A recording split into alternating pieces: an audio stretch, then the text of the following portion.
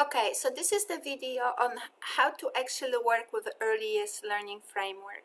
So for example, by the way, I am certain that module 2 contains already a lecture of this kind, right? But maybe this is a little bit updated, maybe this is 2018, maybe I'm more clear here. So you can use the one that is in the module 2 or this one here that I'm posting today. So basically, you have, I'm not sure whether I have all these little groups here correct. My students always tell me that I always miss one. So there's one probably missing here. There should be 5 probably of those outcomes. Okay, so what we have, and this is how Australian policies and Australian documents are very often constructed, which means the terms are different, but the structure is the same. So like in the Australian curriculum, we have capabilities like social, personal, and so on. Here we have being, belonging, and becoming. So they basically are equivalent to what then happens in the Australian curriculum. So being is not about who they are, because if you actually, I'm not sure whether you have found any of those materials on LearnLine, but basically being is not about what your student is. This is about building capacity. It's about building capacity of your children, which is not who they are, but how the activities that you engage them is to expand how much being they have. So being is a function of how much you can do in the community to feel relevant for people, right? So you expand you acquire your being basically as you're learning the activities you have in the kindy, the activities you have in the transition place, although in Darwin we use curriculum for the transition grades. But basically the concept of being is that we acquire being as we actually go through our life's experiences, right? We build our capacity, we acquire our being. I am bigger now because I can actually, you function as a family member, as a mother, you function as a father, you function as a colleague at work, you function as a teacher, you function as a mentor. You've got a lot of being, you acquire a lot of being. So when you actually are thinking about, when I read to my children, and what it should involve, right? If you were to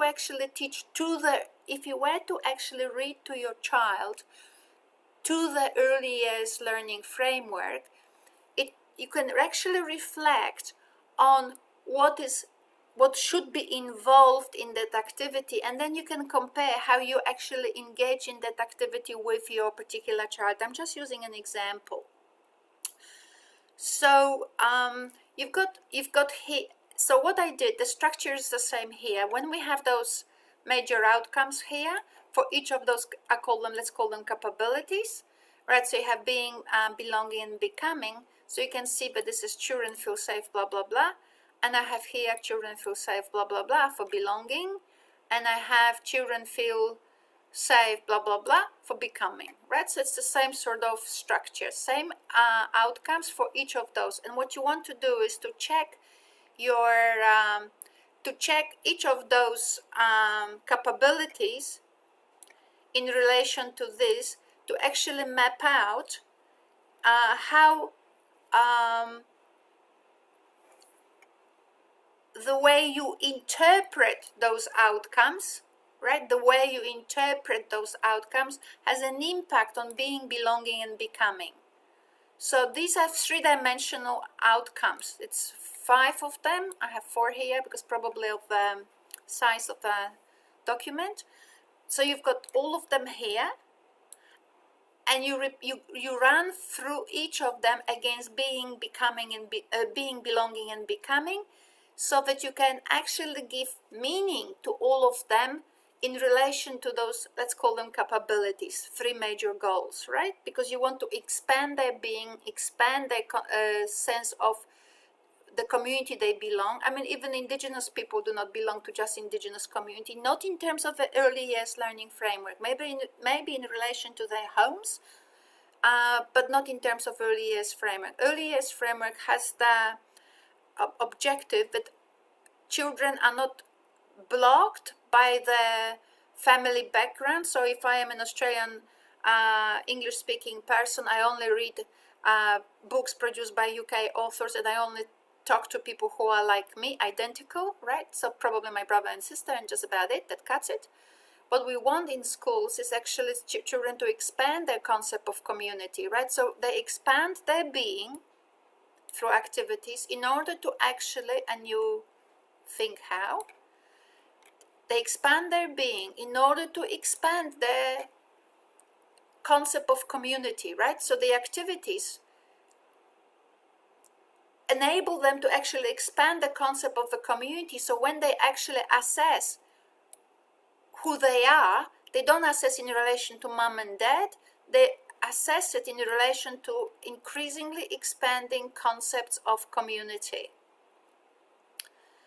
And then they assess who are they becoming. Oh my goodness, I am bigger and better now. I can do more. I can make an indigenous soup. I can make an Asian soup. I can use some Asian words. I can actually, right? So all that. So what I did here, I have given you, so you've got all these concepts from the curriculum, all these outcomes here.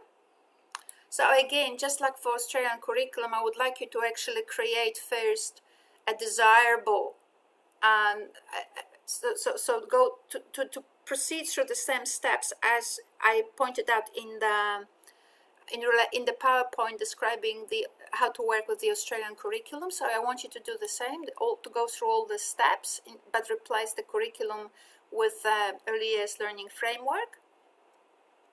And also identify first by using the outcomes how you would go about expanding the students' sense of themselves, who they are, where they are, and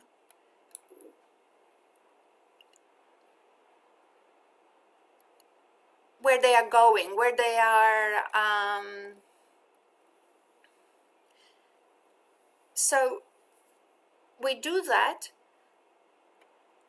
in relation to these things. So again, you identify an activity, you evaluate you do a needs analysis of that of the purpose of that particular activity in relation to the curriculum, in relation to all these concepts, and then you actually assess how you are doing that, right? So what the community looks like, what are the cultural, so in terms of intercultural and cultural, then what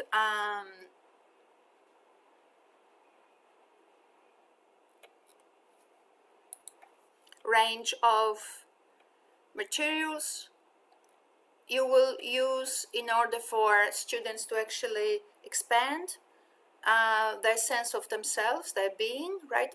So are they including different communities, different contexts, right? So this is the range. You'll be talking about the range of materials you're using, the range of materials and perspectives. Here, the types of contexts, in relation to which they learn that they belong to a community which is not actually monolithic, and then also what kinds of constructs of themselves they are actually creating as a result. So how they build a more informed understanding of who they are, the being. Now, notice that I produced some red text here. I don't have time to read it. I've done it in module 2 somewhere. But basically, here's the issue. Each of these capabilities has a transformative aspect about it, right? Because it's about expanding concepts, students' concept of being, expanding students' concepts of belonging or becoming, right? So what I want you to actually think of is not right, oh, I put my child on the armchair and they feel safe and secure. This is not an issue. The issue really is, how do you create challenging activities in challenging conditions in that activity while also making children feel safe and secure? So this pushes you a little bit. Now, I produce here the model of SCARF. I explained it in module 2, but basically what it is how do you take care, this is written by a neuroscientist, this model, David Rock. And he talks about SCARF as this status, certainty, autonomy, relatedness, and fairness. How do you account for these concepts? So you challenge the child, but at the same time you make sure that their status remains validated, they feel certain, safe, they can actually exercise autonomy, they can actually relate to other people, and they actually do that, all that, in a way that actually builds their confidence and concepts of fairness, right? So look at this. It's not about just making them very happy in the armchair, but autonomy and all of interdependence, resilience, basically use the concept of SCARF here to bring more meaning from neuroscience into all of what it all means, right? You have to preserve child status and a status of others, make them feel secure, make them feel that they can actually exercise autonomy and all of that. So this little document, and you have it in your module too, and now I'm just discussing it briefly. All it says to you is, do not say what I need to do is to put the child in the armchair, and then I make sure that the child feels that they can ask questions. What I would like you to do is to tell me, in terms of the desirable model, when you do the needs analysis of the purpose of the activity first. So you have to think, why are you reading to your children? So in terms of the needs analysis of the purpose, what I would like you to actually assess is, how do you bring in the challenging element to account for all these outcomes, right? Because learning is to be about creating a challenging environment, not stroking the child all day, every day for 3 years. And then, it's like in schools, we give the answers to students, and then I get a student to do PhD with me and they have no idea how to ask a question, right? So it's not about stroking the children and telling them all is well. It's about creating safe spaces where they can actually challenge themselves or even be challenged by others, right? So that's what it is. We don't want safety at all cost. We want a safe environment where people can actually ask questions and have discussions and debates. And that's how learning happens. So much for this document. So you can review it and see how you go.